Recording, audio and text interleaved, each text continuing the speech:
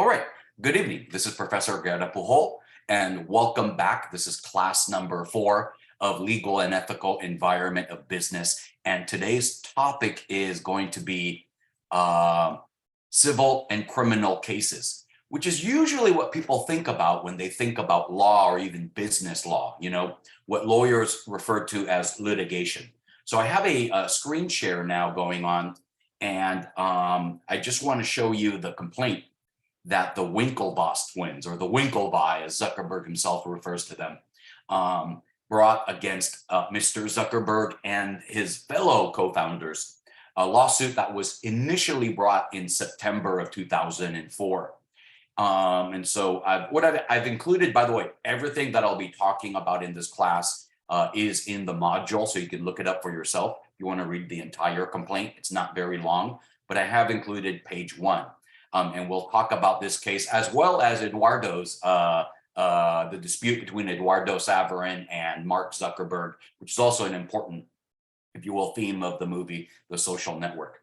What I'll do is I put in the chat, and I did play a classic song thinking about, Zuckerberg is being, and Eduardo have this dispute.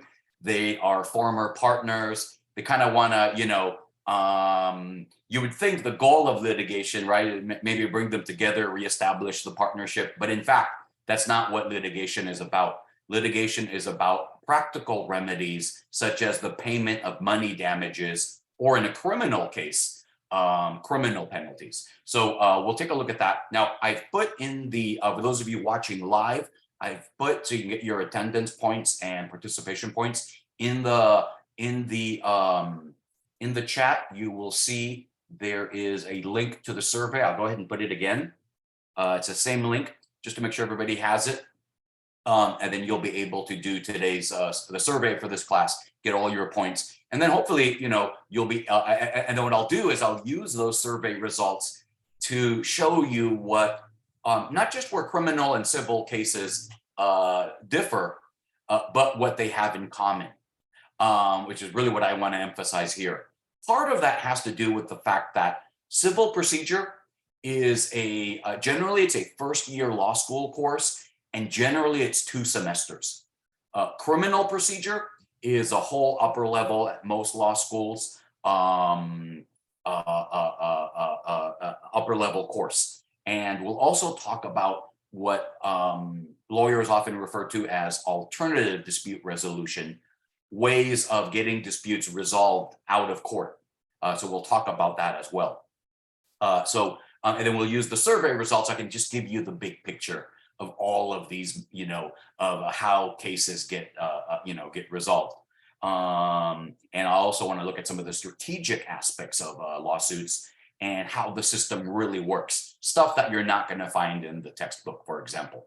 So let's go ahead and get underway. Why don't we do this? Now, I want to do by a sort of by way of background, by way of introduction, I want to emphasize that when we're talking about civil and criminal cases, what we're talking about here are rules of procedure, the rules of the game, not the game itself.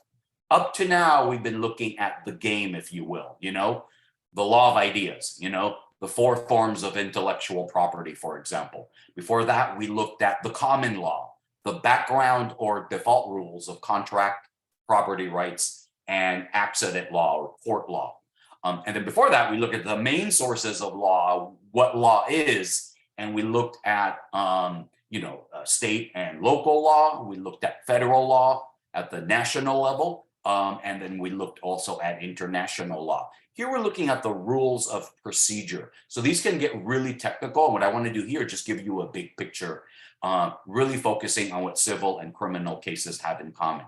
All right, with that said, let me pull up the survey, and then I'll do a screen share and we'll look at the survey results. And like I say, use the survey results to make the lecture flow and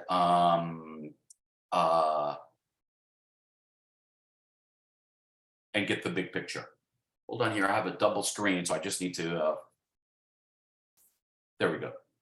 All right, I'm gonna go ahead, I'm gonna assume everybody had a chance while we were listening to Mariah do the survey. If not, do the survey now, but we should have certainly a large enough sample when we combine the previous makeup class and the in-person classes, so that we'll get some good results. While those survey results are loading, I'll do a screen share.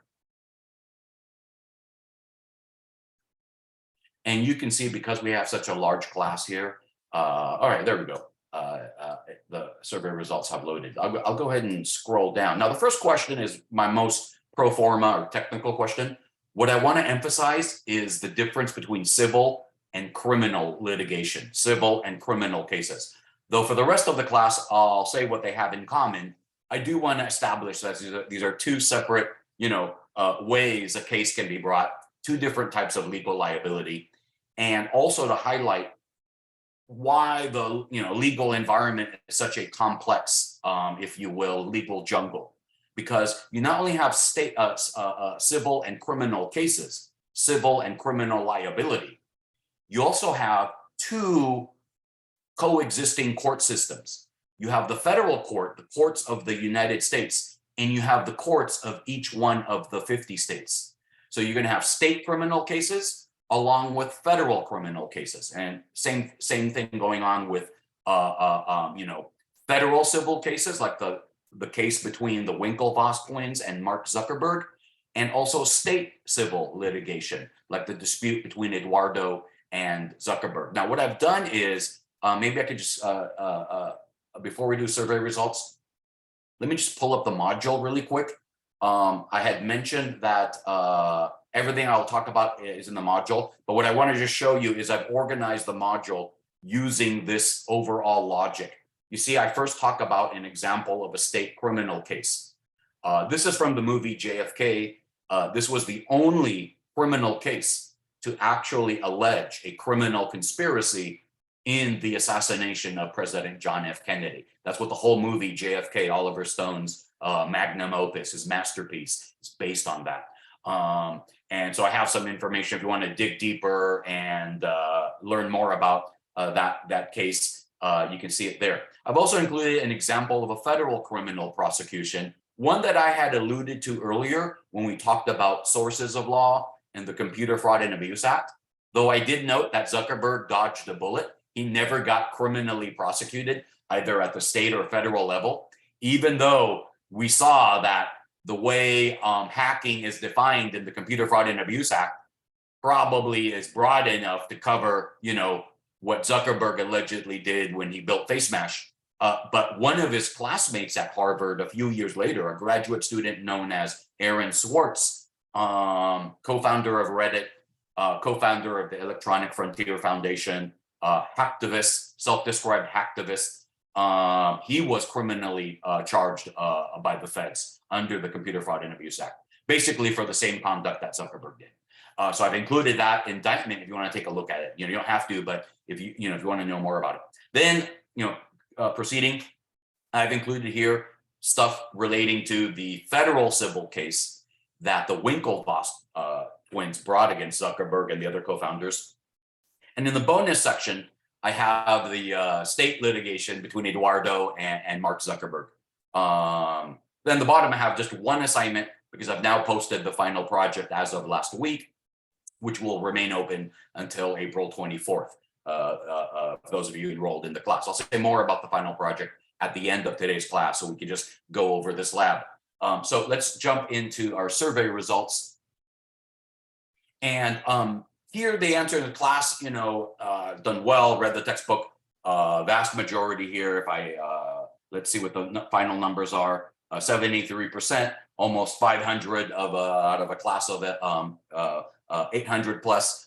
It's all of the above. This is where they differ. Civil case is usually between private parties, private persons and private business enterprises, whereas a criminal case can only be brought by the government. A criminal case can only be brought if it's a state, criminal prosecution by the district attorney, or the state attorney or the state prosecutor. If it's a federal criminal case, it can only be brought by the United States attorney for the district of the state in which that case is being brought. The other main difference is going to be the remedy. Criminal case could involve not just the payment of a fine, which goes directly to the government. It could also involve, incarceration,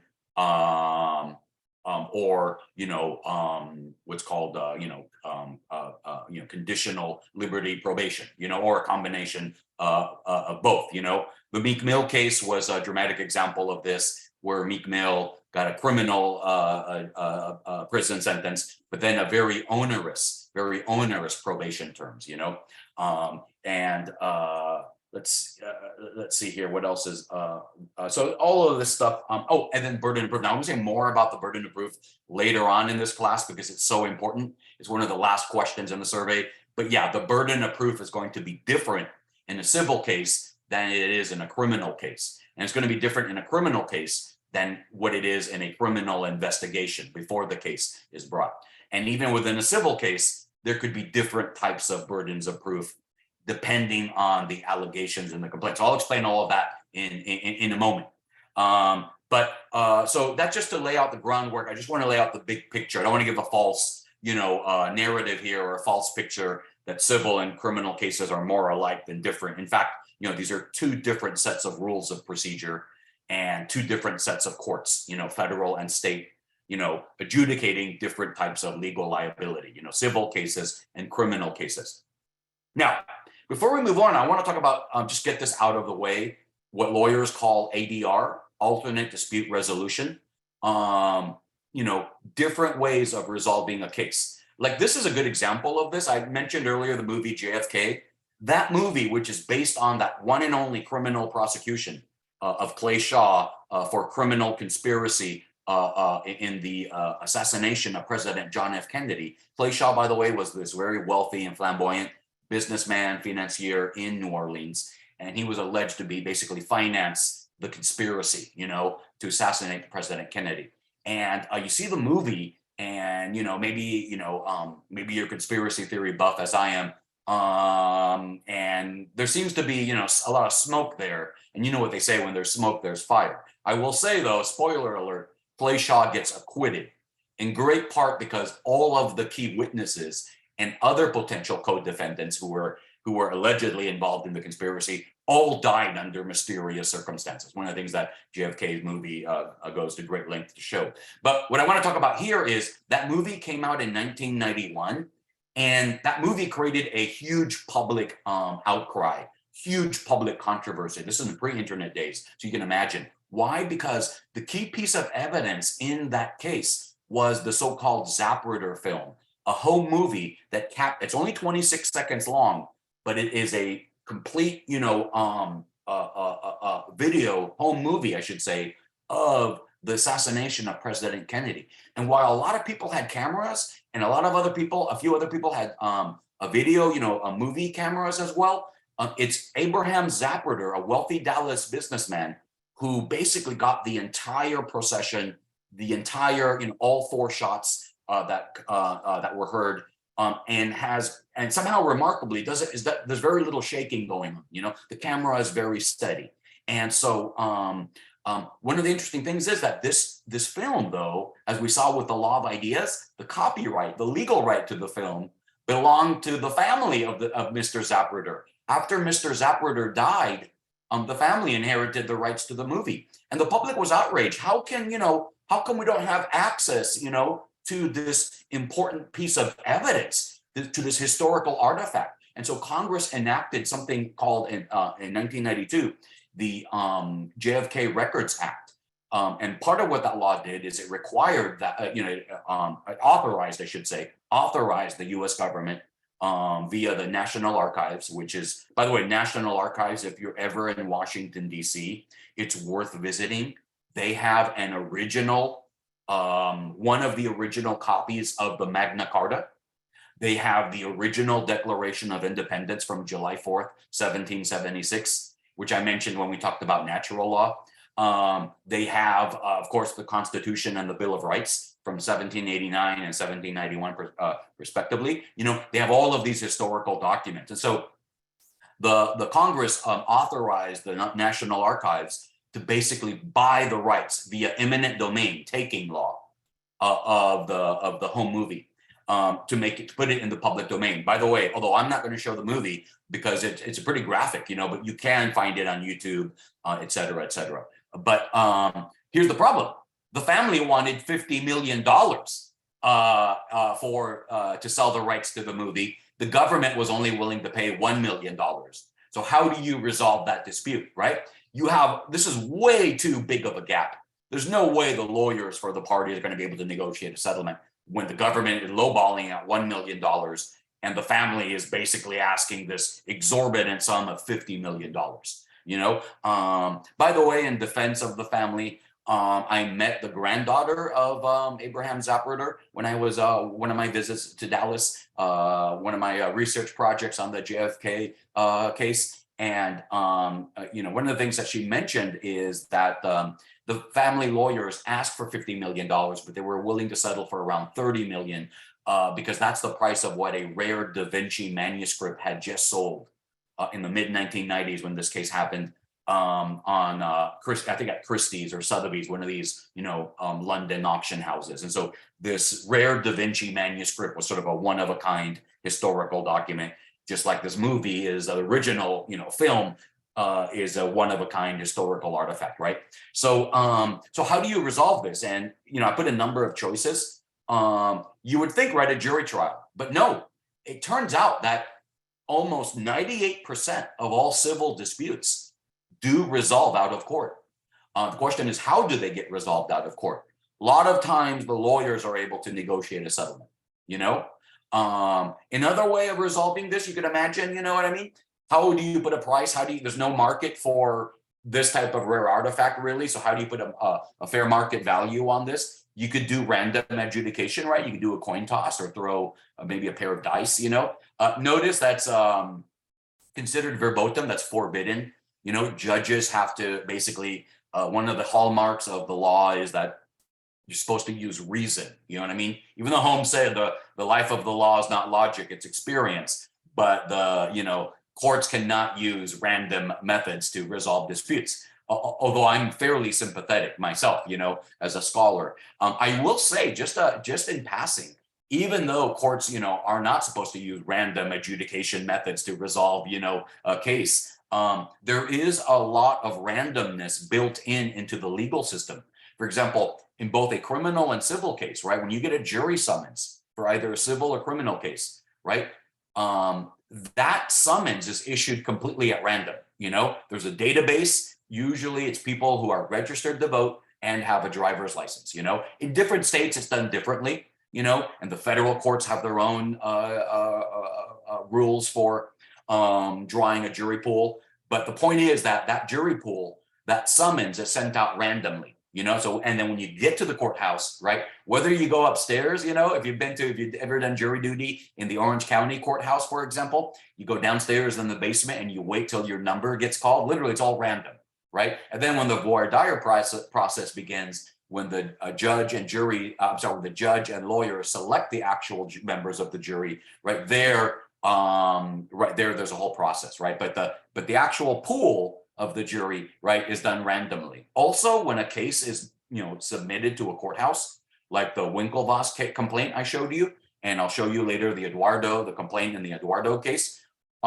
Generally speaking, at both state and federal level, there's a random mechanism to assign each new complaint that's filed to a judge. That's done completely randomly. Like judges can't say, oh, I want that case or I want that other case. At least they're not supposed to. It's supposed to be all done randomly at the beginning stages of a case. So, but of course, the actual decision can't be random. Now, this leaves two other major methods of alternate dispute resolution or alternative dispute resolution. Now, the book talks about several, but I'm going to just spend time on the two major ones: mediation and arbitration. The main difference between mediation and arbitration is that arbitration is completely outside of the court. It's a private courthouse. It's a private court.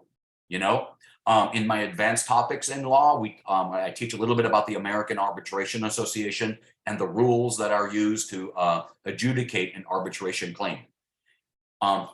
There has to be an arbitration agreement. For example, if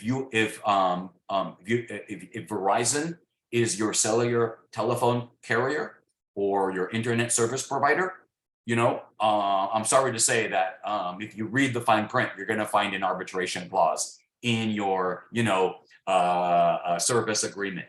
If you've signed up for Instagram, you have an Instagram account, you're going to see that there's an arbitration clause in the terms of use. If you if you have an American Express card, or you plan to get an American Express card at one point, sorry to tell you, there's going to be an arbitration clause in there. And the reason why I'm sorry to tell you that is because when you sign an agreement with an arbitration clause, or you sign a separate arbitration agreement, you're giving away your constitutional right. You're giving up your constitutional right to a jury trial. You're basically saying that your case will be resolved privately. Now, to be fair, the trade-off is, because there is no discovery, there are limited discovery, depositions and requests for production of documents, all the things that slow down a regular case, jury trial case or bench trial case. Arbitration tends to be quicker and cheaper. So that's the trade-off. You give up your right to a jury trial, but your case is going to get decided a lot quicker. With mediation is done under the auspices of the courthouse. The judge appoints a mediator, or the judge allows the two parties to agree to a mediator, and then the mediator tries to meet with the parties, on the same day, but in separate rooms, and tries to get them to negotiate a settlement. You know what I mean?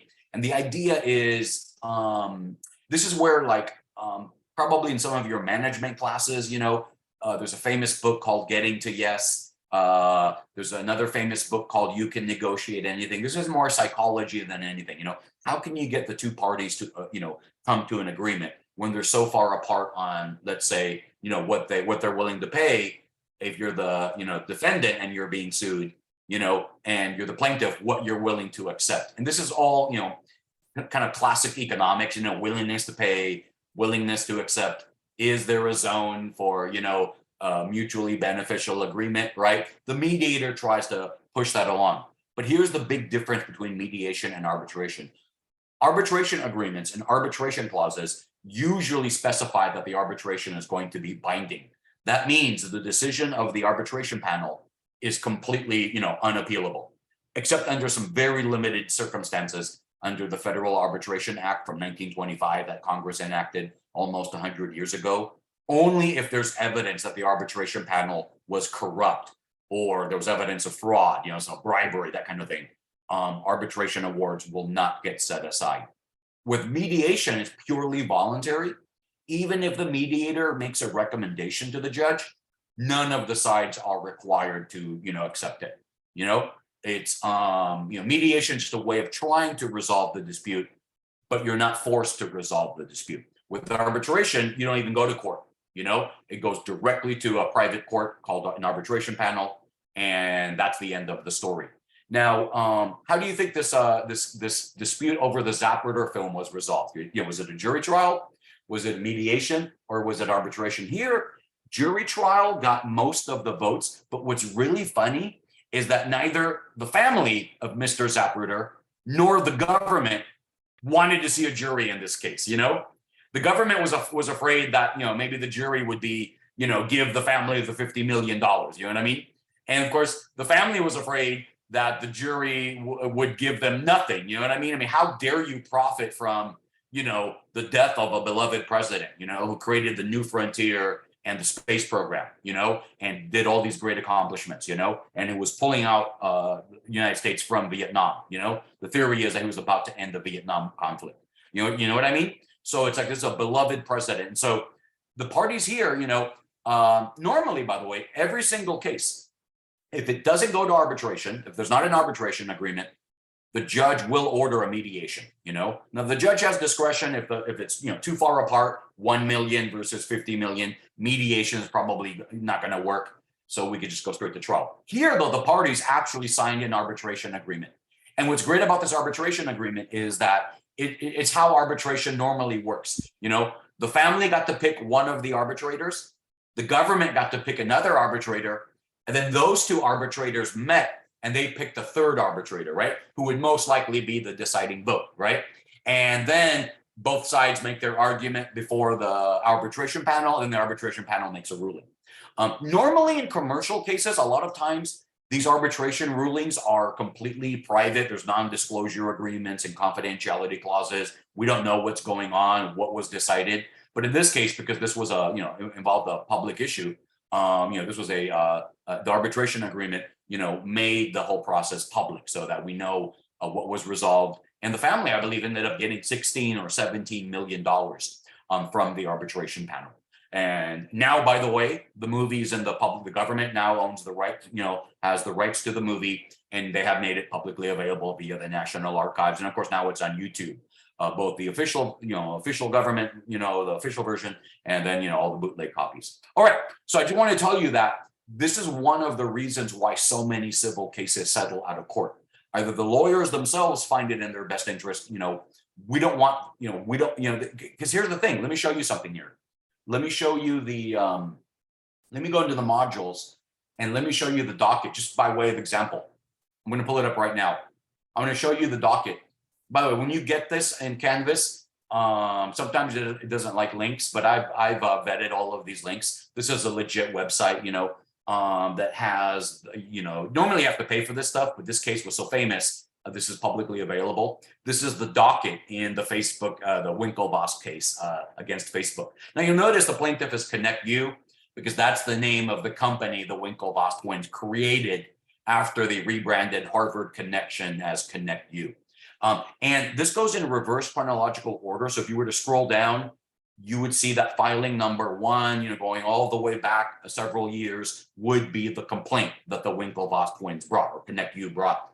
You can see the very last filing is filing number 379 on March 15, 2012. That was around the time, there was a mediation previous to that. There was still a few more filings when the twins try to back themselves out of mediation, but the judge was having none of that. And so just to give you an example, what I mean that litigation is so time consuming and expensive, that if you want your right to a jury trial, don't think it's going to be that easy to get to a jury.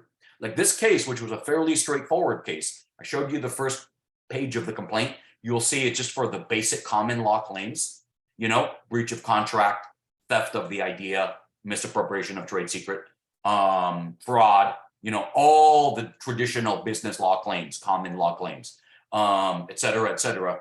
And that case, because there were so many parties, right? Zuckerberg and his 4 co-founders, and then later Facebook Inc. was added as a party, right? You had, almost 400 filings in this case spanning a number of years, So litigation is very slow and time consuming. The other aspect about litigation that I want to mention here that's super, super important is that, and I'll end the screen share just to emphasize this point, is the fact that litigation is also highly uncertain. Highly uncertain. So I've included a link on the homepage of the course at the bottom, right below the complaint of the Winklevi, of a scene from the movie Footloose. It's a game of chicken, right? We have these two, you have Kevin Bacon and then the bully in the movie. They're on tractors and they're playing a game of chicken. And the game of chicken is, you don't want to be the one to swerve. If you swerve, you're the chicken. You've just lost. What's interesting about the game of chicken from game theoretic or mathematical perspective is that the game of chicken has no Nash equilibrium because you don't know what's going to happen. Both sides could be, so foolhardy that they crash into each other. Both sides could be so risk averse that they both decide to swerve, right? Or you could have the situation where one side swerves, right, and the other doesn't, or the other side swerves and the first side does, So anything can happen, right, in a game of chicken. Same thing with litigation, right? Think about it. You're the Winklevoss twins. Think of all the millions of dollars and years it's taken you to get this case ready for a jury. You know what I mean? There's still a very real possibility you could come away with nothing, that the jury could buy Zuckerberg's story. You know what I mean? How did you, when you saw the movie, The Social Network, what did you think? Or on the other hand, right? The jury could just throw the book at Zuckerberg and say, you know what? Zuckerberg, what you did was really bad. You did, in fact, break your promises. You did steal the idea, et cetera, et cetera. And so we're going to throw the book at you and we're going to not only require you to pay damages, but, we might even consider a more drastic remedy, where the Winklevi end up with the company. Like Eduardo says in that very famous scene that I'm about to play in a moment, I'm not just suing you for my 35%. I'm coming back for everything, right? There's that possibility that Zuckerberg could lose his company. And so when you combine those two factors, that high level of uncertainty, right? And the fact that litigation, unless you go to arbitration, litigation is super expensive. You know what I mean? You can see why a lot of parties like to go to arbitration, avoid the court system altogether, or why a lot of parties, will try to work out their differences in the court-ordered mediation session. You know what I mean? Before going to the jury, knowing that if they can't work out their differences, they can still go to the jury. And some cases do end up with, before the jury, right? The other 1.5% of cases, you know what I mean? Think of the case against Gwyneth Paltrow, for the skiing accident. You may be following that in the news, but that's the exception, not the norm. All right, so let's continue with our survey results. Now you know why alternate dispute resolution. Before I even begin to talk about civil or criminal cases, why so few cases do go to a jury. And I just want to emphasize that. It's one of the reasons why I waited till module 4, the next to last class and module in this class. We only have one more class, one more module after this, because really litigation is just a small part of the legal environment. And even those cases that do go to court or do generate a dispute don't always go to court. Some go to arbitration, right? If there's an arbitration agreement, or they get resolved via mediation. You know what I mean? That's the norm. You know what I mean? So let's continue then with the survey now that I've established, this general background. Okay, let's pull that survey back up and let's do let's continue with the screen share over here. All right, we're back in here. The next question has to do with, okay, so now is a good time to show you the clip with Eduardo, right? Where should Eduardo bring the case? And as I mentioned, in fact, it wasn't Eduardo who sued Zuckerberg. It was Zuckerberg who sued Eduardo. So let me show you the film clip, right? This is probably the best clip of the entire movie. My favorite scene, of course, by the way, let me just, before I show it to you, here's the complaint. You can see it's brought in state court, Santa Clara County, and you can see the plaintiff is Facebook, right? Along with Mark Zuckerberg. And you can see the defendant is Eduardo. What's really interesting is, let me show you the film clip here. Here it is.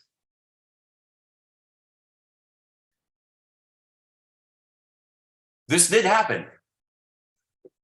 This did happen, but the movie leaves out the most dramatic part. But I'll say a little bit more after I show you part of the film clip.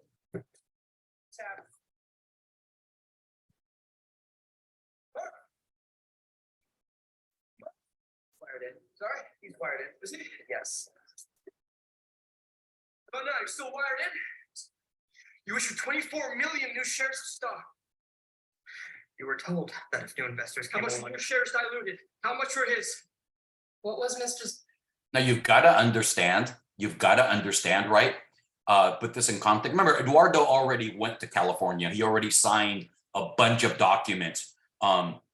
Basically when the Facebook Incorporated, Facebook Corporation was created, right? And the documents he signed, just to make a long story short, did give the board of directors of the Facebook, right, the power to issue new shares. The idea is, right, and in fact, this really happened. Peter Thiel gave the $500,000 for the right of first refusal, but the first major investor after Peter Thiel, and you could say Eduardo, who was the first inside investor, is this company, a venture capital company called Excel Partners. And they had negotiated a deal early in 2005 that they were going to invest $13.9 million. So think about it. Think about how fast Facebook is growing. Eduardo puts in a couple, like $20,000, right, in the first few months of the company. Then Peter Thiel puts in another $500,000. We saw it was structured as a loan, but a loan that wouldn't have to be paid back if Facebook got 1 million members, right, before the end of the year, as it did. And then right after that, Excel Partners comes in, gives almost $14 million, invest almost $14 million into Facebook. So they're going to want equity, right? They're going to want ownership stake, right? So somebody's going to have to be diluted. And this is exactly what happened here. And so you can see, of course, Eduardo was expecting everybody to be diluted, but he was the only one to be diluted. Zuckerberg's ownership share diluted down to? It wasn't. What was Mr. Moskowitz's ownership share diluted down to? It wasn't. What was Sean Parker's ownership share diluted down to? It wasn't. What was Peter Thiel's ownership share diluted down to? It wasn't. And what was your ownership share diluted down to? 0.03%.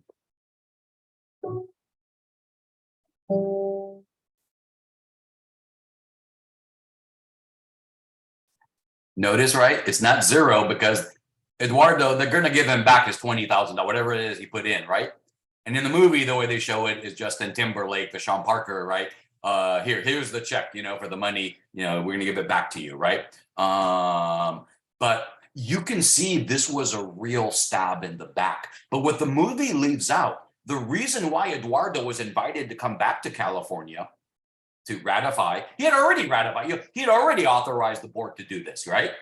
The reason why is because they knew he was, they knew Eduardo was going to reject that, and they knew he was going to sue Zuckerberg. So Zuckerberg's lawyer said, we need to serve him first. We need to sue Eduardo first. Why? Because it goes to my survey question. And this is the strategic nature of litigation. The jury. The jury is the most unique, and if you will, how shall I put it? It's just one of the most unique, idiosyncratic aspects of the United States legal environment in the US, that there's a right to a jury trial, both at the state and federal level, both in civil and criminal cases. And the jury injects a high level of uncertainty in every case, right? Think of that Gwyneth Paltrow case, right? With the ski accident, right? She's saying that the doctor who's suing her ran into her. And the doctor who's suing Gwyneth Paltrow saying, no, Gwyneth Paltrow ran into me, right? I went to Yale Law School. I have 30 years. I've been teaching the law for 25 years. I have 30 years of practice experience. And the reality is, your guess as to how this case is going to come out is just as good as my guess. You know what I mean? Even if we've both been watching the same witnesses and, reviewing the same set of evidence, it's just highly uncertain. So, so here's why there's a first mover advantage in law. Because in law, there's a rule, both at the state and federal level. It's Rule 1 of the Federal Rules of Civil Procedure, and all the states have the same rule. Basically, it's called the rule of judicial economy. What that means is when two or more parties have a dispute, right? And that dispute is basically based on the same set of facts, right? Same business transactions, etc. The first court in which the complaint is brought is the court that gets to hear all the claims of the parties. So what I've done is I'll go back into the module, for example. I showed you, I'm going to show you now again, Zuckerberg's complaint. And you can see here, there are a lot of allegations here. The main one is going to be this last one, breach of fiduciary duty. Basically, when Eduardo froze the account, he was not acting in the best interest of Facebook, Every employee, every corporate officer, everybody who works for a company, either in management or as an employee, has a common law fiduciary duty to always act in the best interest of that company. Now, I'm going to say more about this because when we talk about business ethics in the last module, last class, 2 weeks from today, but I just want to let you know that, the reason why Zuckerberg sued Eduardo first is say, when you froze the bank account, you were not acting in the best interest of Facebook. In fact, you jeopardized the future of Facebook. So I'm going to sue you for breach of fiduciary duty, as well as a few other miscellaneous stuff. So what happens here? Eduardo, and let me see if I can go in here. You'll see the next document is I've included Eduardo's counterclaim. So what Eduardo has to do now, Eduardo can still sue Zuckerberg, right? He's still going to sue Zuckerberg, but now he's got to sue him in Santa Clara County in Silicon Valley, Northern California. And the reason why that's such a big deal, let's look at the map again. Let's look at the map of Florida. Let's look at the map of Northern California here. And this is a stylized map. I wish I had gotten a better map. But think about how the jury is going to be radically different, right? The jury in Santa Clara County is going to be a tech jury, a tech savvy jury, right? Probably the majority of the jurors are going to have worked in work in the tech industry, right? Or have family and friends who work in the tech industry, right? And you have to understand that when this case was brought back in 2005, right? Zuckerberg is still a hero, right? He's not the jerk that we all know him today, you know? He was a big hero creating a new company that went from 0 to 1. And, you know, basically, have you ever heard of anybody getting a $14 million investment while they're still in college? You know what I mean? In basically about a year's time. I mean, that is really impressive, super impressive, you know? So if you're Zuckerberg, you really want Eduardo's case to be brought in California, right? Because you want a tech jury. You want a jury that is aware, that probably might even look up to you as a startup founder, that definitely is aware of all the jobs that Facebook is creating in the region, you know, and that has, you know, understands how the tech industry works, you know. By the same token, if you're Eduardo, and by the way, here in the class, I'm really I'm impressed here. We have almost a 60-40 split saying that, yeah, if you're Eduardo, you want this case in Florida. Why do you want it in Florida? Well, think about it, right? By the way, key point, right? For purposes of jurisdiction, your domicile is where your permanent address is, basically where you have your driver's license. If you're in college, is where your parents live, you know, unless you're completely independent and you pay your own rent and this kind of stuff. But if you're living out in a dorm and you're only, you know, the idea is when you're in college, it's considered a transient. So Eduardo's parents live in Coral Gable, or at the time they lived in Coral Gables, Florida, very, you know, nicest part of Miami, right? Or one of the nicest parts of Miami. And think about it, right? Think about how a South Florida jury is going to look way different, you know, be totally different than a Santa Clara County, Silicon Valley jury, right? South Florida, right? I have many students from South Florida, right? It's the Dade County, Broward County is where the majority of the people speak Spanish, right? That jury is going to have a lot of ties. They're going to be maybe even have South American ethnic heritage, or have family and friends, you know, spouses, children, stepchildren who are South American. So you're Eduardo, right? You kind of want to get that sympathy factor, you know. Here's a jury that's going to maybe look at this case a little bit more sympathetically. So in the law, there really is a first mover advantage, and you see this all the time. It's called forum shopping.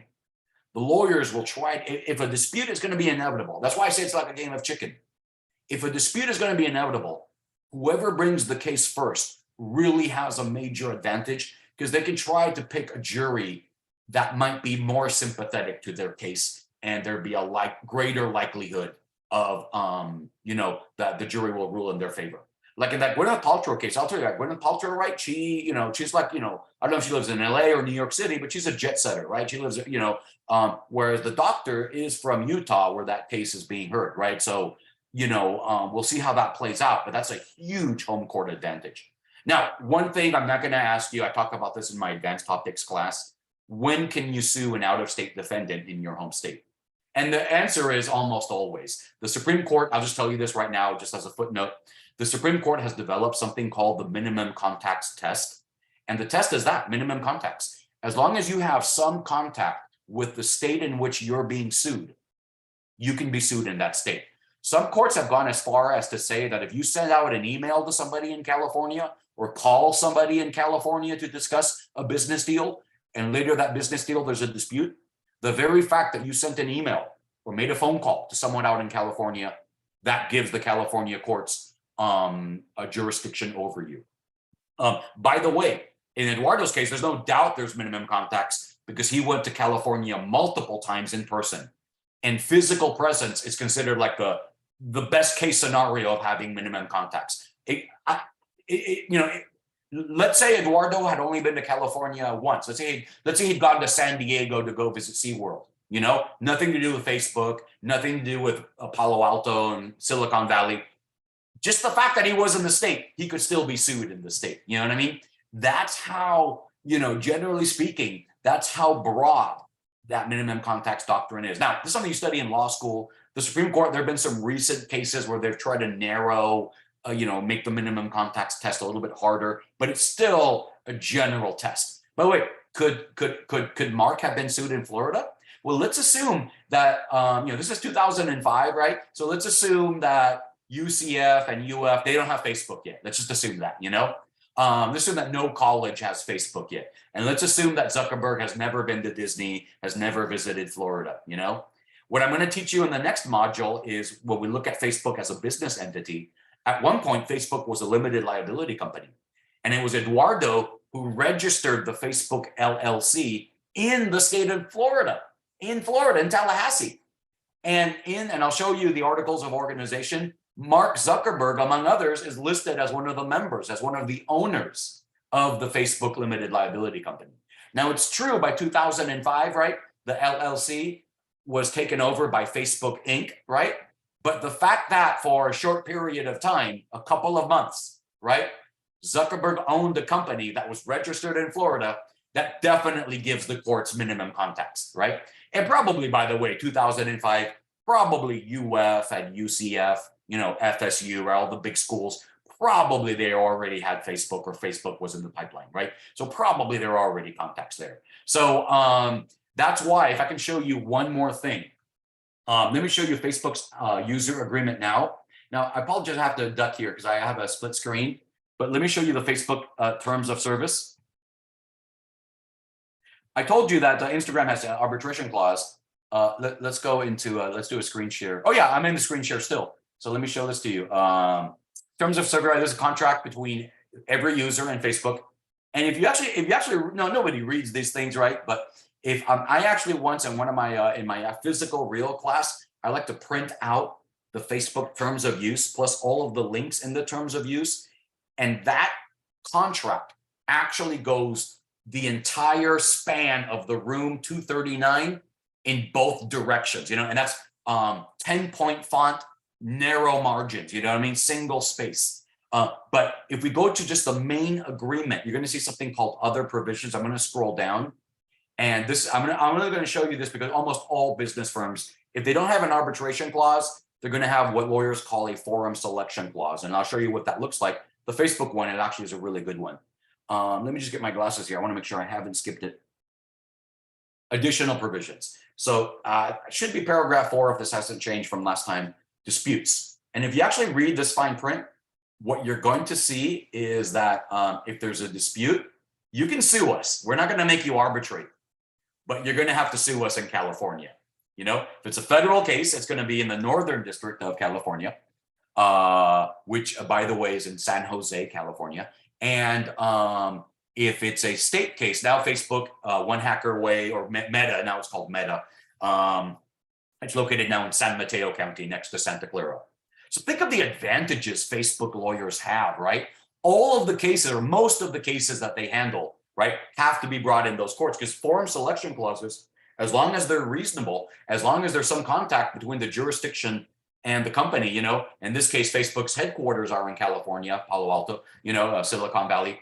Those are enforceable, Now, a lawyer has to look at the common law of each state. What's a reasonable forum selection clause? Like, had this said Anchorage, Alaska, probably the court would say that's an unreasonable forum selection clause. But because Facebook has its main office in, up there in Silicon Valley, the courts are going to enforce this. And what this means is the lawyers, right? They're handling most of all these cases in that San Jose federal courthouse, in the local state courthouse in San Mateo County. The Facebook lawyers already know all the judges, right? They already know which judges are pro-tech, big tech, which judges are more pro-user or pro-consumer. They know sort of the unwritten rules of the courthouse, which judges like you to be not just on time, but early, which judges are more, liberal, which judges are more conservative. And then the Facebook lawyers can basically, play them like a fiddle, tailor their arguments to really be persuasive to the judge. So this is there's a huge home court advantage and first mover advantage in the law. By the way, this is one area where I do disagree with the movie. Like in sports, right?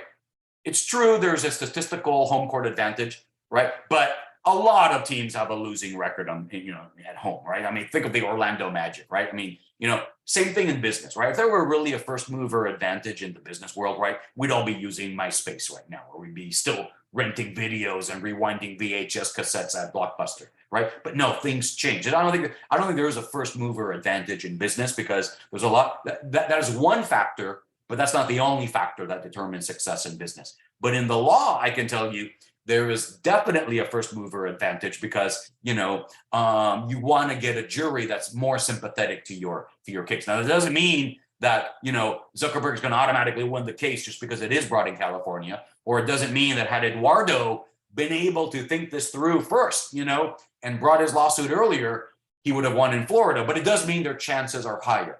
You know what I mean? It does mean that the other side is more likely to swerve and offer a better settlement. You know what I mean? To avoid having to go to a jury in a hostile forum, in a faraway state. All right, let's continue with our survey. The next survey question is, there is a, am I still on the screen share? Let me double check here. Let me go back to the screen share here so I can share with you the next survey question.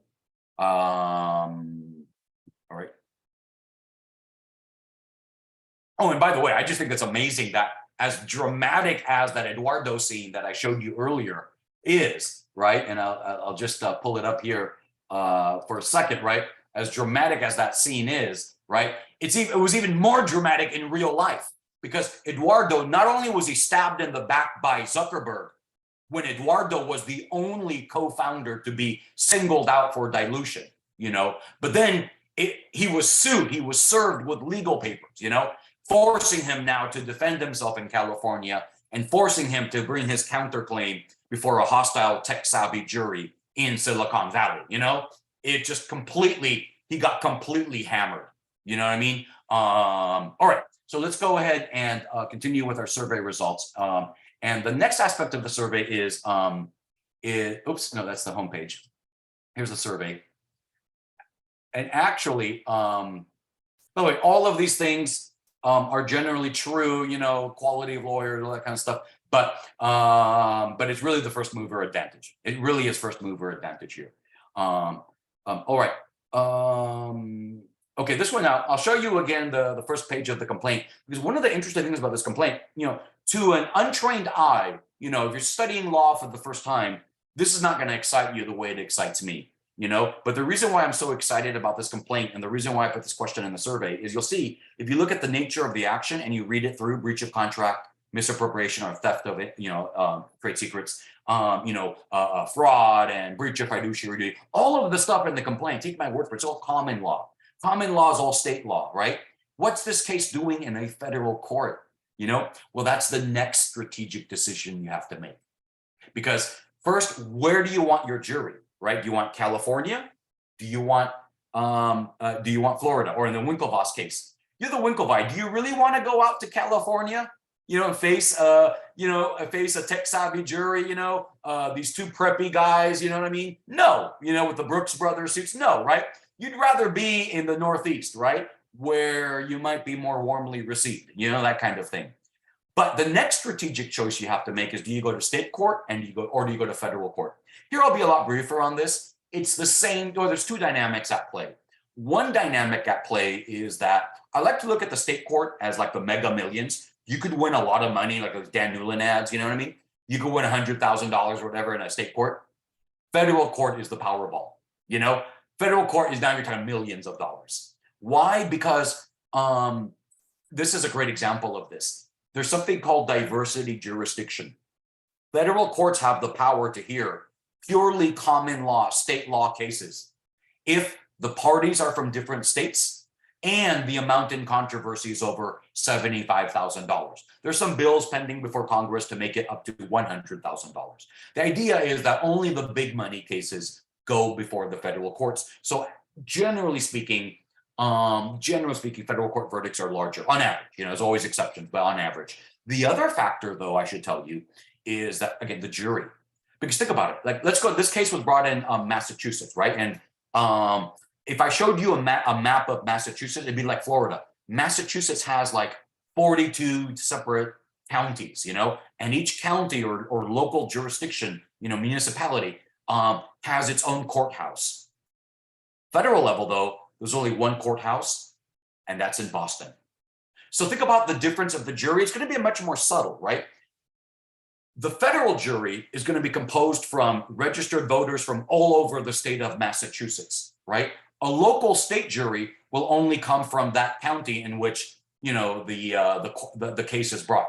So, for example, Harvard is located in something called Middlesex County, right? That's the so-called Cambridge, Massachusetts. Has MIT, has Harvard, right? It's that beautiful part, you know, where the colleges are. So the jury will be a much younger jury there, maybe some professors, some academics, and stuff like that. You know what I mean? But the federal jury is going to come from all over the state of Massachusetts. Now, why does that make a difference? Because think about it, right?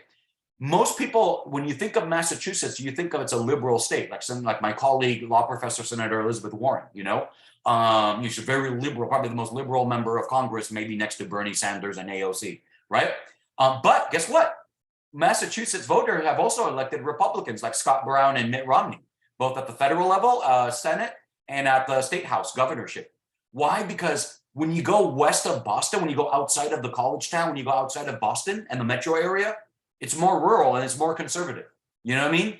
So think about it. Think about that. You know, a Massachusetts federal jury that's from all the state, not just Boston, not just Middlesex County, is going to be, you know, maybe a more conservative than just a Boston, you know, metro urban jury, you know, college town jury.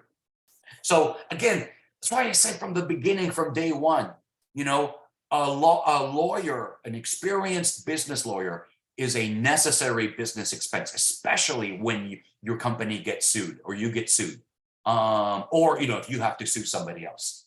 All right, so that's the next strategy. Now, the last question has to do here with burden of proof. This is the next to last question, but it's the last substantive question in terms of civil and criminal procedure. What is the burden of proof in civil cases, right?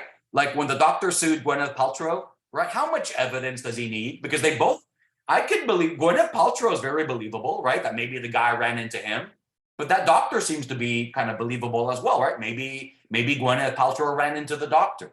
What about the Winklevoss twins when they allege breach of contract and their idea got stolen, et cetera? How much evidence do they need to prove their case? Or, you know, Eduardo and his counterclaim, you know, how much evidence will Eduardo need? Et cetera, et cetera. Joe Exotic, Carol Batt, you know, how much evidence? So let's look at this. Let's see what the class thought. And the first possibility, the lowest burden of proof. By the way, why does this matter? Let me go to the last question now, and then I want to end this class on burden of proof. The last question is, do you believe there was a conspiracy to assassinate our beloved President John F. Kennedy, right? 42nd president, right?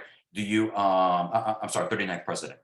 Do you, and what's really remarkable here, all of you are young, you're Generation Z, you know, and look at this, you know, it's almost 60-40 that there's a conspiracy. You know what I mean? But now, what if I ask the question differently? What if I ask the question differently? What if I ask you, do you have a reasonable suspicion? Because look, 43% said, no. I believe the government, that this is a lone gunman, nobody else, you know, that's crazy, you know? But what if I ask you now, do you have a reasonable suspicion that maybe Lee Harvey Oswald did not act alone? I bet that 57% goes up even more, you know?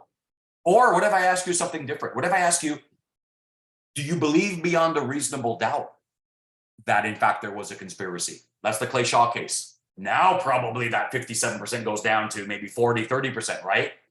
In other words, this is why, you know what? Do you remember in module number 2, class number 2, I said the common law is the greatest intellectual achievement, you know, aside from Shakespeare and, and other cultural great things, but the greatest intellectual achievement is the common law. You know, well, within the common law, the single greatest idea is going to be this idea of the burden of proof. Because what the burden, think about next time you have an argument like, hey, does God exist? Or is abortion morally justified? Or do you support the death penalty? Or do you support gun control? Whatever the issue could be, you know what I mean?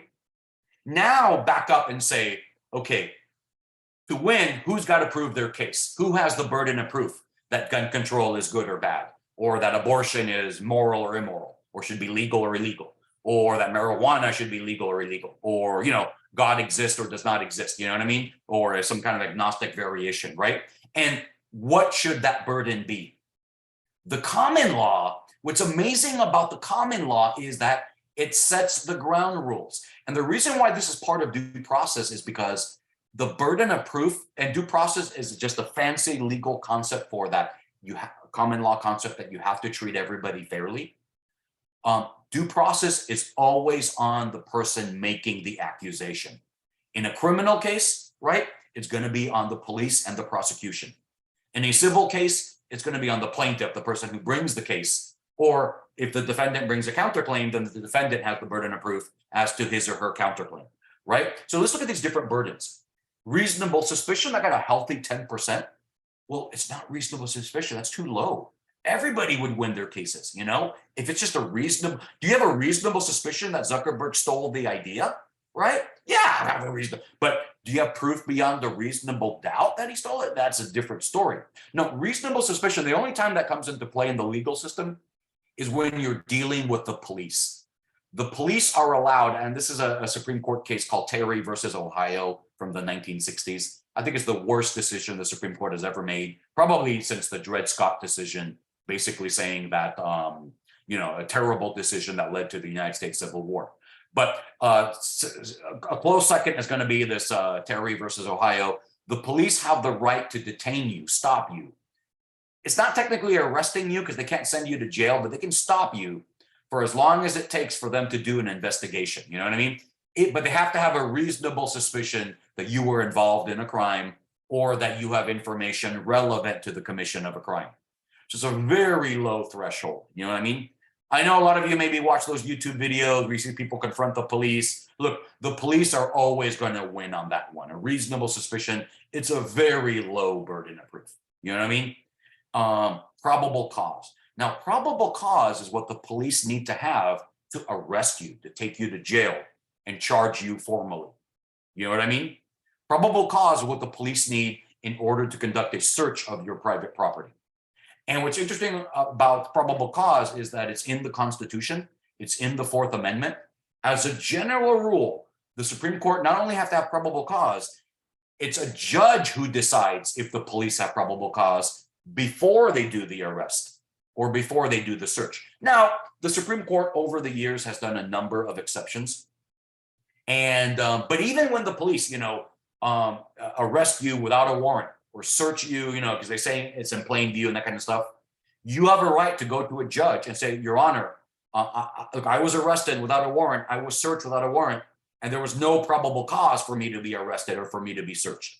And then the judge will have to do an ex post determination. So the police need probable cause, and generally speaking, they need probable cause from a judge, either at the beginning of their investigation, or if they don't get the probable cause at the beginning, a judge gets to decide it after the fact. And so that's how a lot of evidence gets dismissed when judges determine that there was no probable cause to begin with. Now, what is probable cause, right? It's very, very vague, but it's definitely a little bit more than reasonable suspicion. Right now, legal scholars are debating, if you were to quantify probable cause, what number would you assign to it? You know what I mean? And there's a lot of debate there. A lot of judges, by the way, as a general rule, do not like to quantify this stuff. The only burden that's ever quantified is the preponderance of the evidence standard. This is also called more likely than not. And by the way, the preponderance standard is what the NFL used to determine that Tom Brady cheated in the 2016 AFC Championship game against the Indianapolis Colts to go to the Super Bowl. Sorry about that. I have a puppy, and I just wanted to make sure she was okay. And so you may recall back in 2016, I know we have a lot of New England fans in here in the house, and Tom Brady, after he signed with the Tampa Bay Buccaneers, we even have more Tom Brady fans. But back in 2016, he was accused of cheating, and it was, kind of controversial. Did he really cheat? And so the NFL commissioner's office hired a law firm in New York City to conduct this very expensive investigation. The AFC Championship game, by the way, was in January of 2016. The investigation was finally concluded, and the results were released to the public in May, I believe, of 2016. And the law firm concluded, based on the research done, that it was more likely than not that Tom Brady had cheated. And I remember, I'm a big sports fan. I love, for example, Around the Horn and PTI are two of my favorite shows. I love Shannon and Skip, Undisputed now. I, of course, love First Take, Stephen A. You know what I mean? I love, This Just In. I love all these shows. I spent too much time watching sports, But I remember when that report came out, everybody, oh, this is crazy. What do you mean more likely than not? That's not really, that's, what are you saying there? The irony is, and I'm going to take off the screen share just to emphasize this point. The irony is, every civil case uses preponderance of the evidence, or the more likely than not standard. That's why on the homepage of the course, I have the scales of justice. That's what the scales of justice represent. Whose evidence is heavier? Whose evidence is weightier? Who do you believe more? In a civil case, the plaintiff has to have stronger evidence than the defense, all relative, just more likely than not. You know what I mean? More likely than not. Now, if you believe the defendant's story more, if the defendant is telling the truth more likely than not, then the defendant, right, gets acquitted. The defendant wins the case. What happens when the scales are in equipoise? What happens when it's too close to call? Do you believe Gwyneth Paltrow, for example, just as much as you believe the doctor? Technically, it's supposed to be an acquittal. When the evidence is the same, it's not more likely than not, it's a tie. Preponderance means the plaintiff's case has to be a little bit stronger, so it has to be a little bit heavier. So the scale has to be a little bit lower, And so that's what we mean by the preponderance of the evidence standard. And it's used in every civil case, from breach of contract, from trademark infringement, like the Carol Baskin case, Eduardo, breach of fiduciary duty, theft of a trade secrets, the Winkle, all civil cases. Now, the last two burdens, if I go back to the screen share so I can show it to you, because obviously this is a very important graphic here. Proof beyond a reasonable doubt, that's only going to be criminal cases. So that got a healthy number of votes here, like 20%, right? But that's such a high standard. It's only in criminal cases, and it's only in criminal cases because there's a potential of incarceration or restrictive conditions on your liberty, which is probation. When you're talking about a person's liberty, you have to have the highest burden of proof. To me, that's the genius of the common law. The common law is all about freedom, and the only way the government can take away your freedom is if they have, they meet the highest burden of proof. By the way, notice none of this is, except for probable cause, none of this is in the Constitution. All this is common law. All this is from England, Middle Ages, as it evolved over the centuries. Finally, there is a standard between preponderance and beyond a reasonable doubt, which is the so-called clear and convincing standard. And by the way, that actually got the most votes here, but that standard only applies in a small subset of civil cases, about maybe 5% of civil cases. Only those civil cases in which the plaintiff alleges what lawyers call punitive damages. What are punitive damages? Punitive damages is when you sue somebody in tort law, accident law, when you've been injured by somebody, and you further allege that your injury was caused. Now, this varies common law. There's different formulas in different states. But basically, when you allege the defendant acted in bad faith, acted maliciously, on purpose injured you, you know what I mean? To humiliate you and to disrespect you, that's when punitive damages are called for. But you'll have to prove your case with clear and convincing evidence that the other guy acted maliciously in bad faith, et cetera, et cetera. So normally, because what punitive damages, those are the big money cases. Whenever you hear somebody getting, millions of dollars, it's a punitive damage case, because normally in a normal civil case, you're only entitled to your out-of-pocket expenses. You're only entitled to be put in the position where you would have been had the other side had not injured you or had not breached the contract, et cetera. But when somebody acts in bad faith or maliciously, not only are you entitled to your compensatory damages, to your medical bills, your lost wages, your lost profits if you're a business, you're entitled, the jury can actually award just about any amount of money, as long as it's within reason. But the Supreme Court has not defined what within reason is. But, they can award as much as 10 times as much as what you got in compensatory damages, So the big money cases, the Powerball cases, I like to call them, are the punitive damage cases. But they are to win. It's not as high as proof beyond a reasonable doubt, but, clear and convincing evidence is a very high and hard standard to meet. All right, I want to end now because I just want to emphasize, if there's one thing that you remember from this class, from the common law specifically, it's going to be, I hope it's the ideal of due process. Because what due process ultimately comes down to is fairness. And due process has several components. I just talk about one component, that the burden of proof will vary depending on what the case is. If it's criminal, it's got to be the highest burden of proof. If it's just a criminal investigation, it's a lower burden of proof. If it's a civil case, it's kind of in the middle, preponderance of the evidence, or clear and convincing if it's that special type of punitive damage case. But the other part of due process is that you're innocent until proven guilty. What that means is you're presumed innocent until proven guilty. That's just a fancy way of saying that the burden of proof is always on the party who brings the complaint or who brings the criminal prosecution. The burden of proof is on the party making the accusation. One of the ironies of a movie like The Social Network, which is about the founding of Facebook, and today we live in a world we have all kinds of social media, right? Is that one of the things you see on social media is the utter lack of due process, right? Because due process, technically it's a constitutional right, so it only applies when the government or the government agents are acting, right? There is no real right to due process, if it's just private parties kind of thing. Although in our legal environment, I would think that the ideal of due process should permeate our culture. But ever since we have social media, people have been fired for making like a post where they say something offensive, and people will get canceled and stuff like that. There's really no due process, right? People on social media is just the opposite. You're presumed guilty unless you prove your innocence. And how are you going to prove your innocence? Because there's no tribunal, you know what I'm saying? There's no arbitration. So you're kind of, you know what I mean?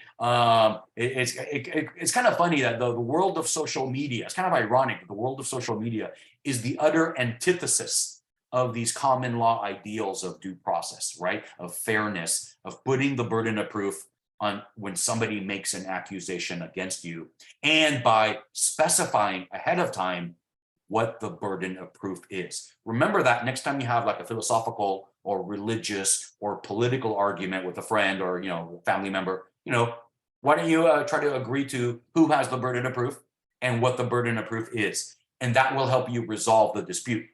And I'll make one last comment that the reason why I find this to be just the absolute single most important idea from the common law is two things. One, because I think fairness and treating people with respect, is super important.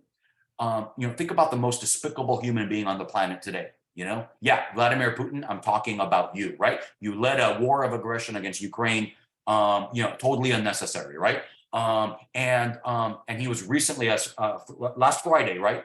The ICC, the International Criminal Court in the Netherlands, issued an arrest warrant, right? And so there's criminal charges against him for war crimes, right? But even Vladimir Putin has the right to due process. The burden of proof will be on the International Criminal Court prosecution. You know what I mean? And I can say this actually firsthand. I was actually present at some of the hearings when Slobodan Milosevic was put on trial at the War Crimes Tribunal for the former Yugoslavia. That tribunal has since been disbanded, so it no longer exists. But I remember even Slobodan Milosevic, he was entitled to due process, even though he was charged with war crimes. So it's a really fundamental idea. But the other reason why it's very sophisticated, a lot of people, the other thing about social media that's really interesting is a lot of people complain about, all these conspiracy theories, all this false information, right? All this propaganda. But I have to think of the COVID lab leak, where did COVID originate, right? Well, who has the burden of proving where the COVID started and what is that burden? Do you have a reasonable suspicion that it was the lab leak? I certainly do. Do I have proof beyond a reasonable doubt it was the lab leak? No, I don't have that kind of proof because the Chinese government won't allow us to see that data set, right? So it's like, what is the burden of proof, right? That's going to determine who wins that argument. But the other point is that the larger epistemological point is this, that the truth, nobody has a monopoly of the truth, right? Nobody really knows what happened. I mean, somebody knows, but obviously they're keeping it a secret. Maybe it was a natural thing, you know what I mean? That happened, that just jumped from wild animals to humans. Maybe it was a sloppy, scientific mad scientist. Maybe it was even done on purpose. Who knows, right? That's how some allege, but here's the point, right? We don't know what the truth is. And the common law has that built-in subjectivity. You don't have to prove your case to 100-degree certainty. You just have to prove it beyond a reasonable doubt if it's a criminal case. You don't have to prove your case with, absolute certainty. You just have to show it's more likely than not that you're telling the truth if it's a civil case. For example, that to me is just a brilliant way of solving all of these real big problems about what is the truth. No, we don't know what the truth is, and we may never know what the truth is, whether it's John F. Kennedy or the lab leak, et cetera, right? But what we can do is set ground rules about who has the burden of proving their case and what should that burden be. And if you ask me, that is a huge thing. All right, with that concludes this class. I wish everybody a good evening. God bless and charge on. Now I'm going to